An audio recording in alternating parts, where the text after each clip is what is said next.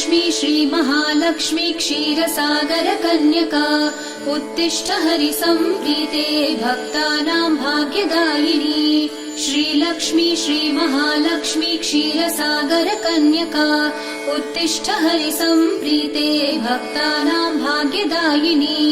उत्तिष्ठोत्तिष्ठ श्रीलक्ष्मी विष्णुवक्षस्थलालये उत्तिष्ठ करुणापूर्णे लोकानां शुभदायिनी। उत्तिष्ठोत्तिष्ठ श्रीलक्ष्मी विष्णुवक्षस्थलालये उत्तिष्ठ करुणापूर्णे लोकानां शुभदायिनी। श्रीपद्ममध्यवसिते वरपद्मनेत्रे श्रीपद्महस्तचिरपूजित पद्मपादे श्रीपद्मजात जननी शुभपद्मवक्त्रे श्रीलक्ष्मी भक्तवरदे तव सुप्रभातम्।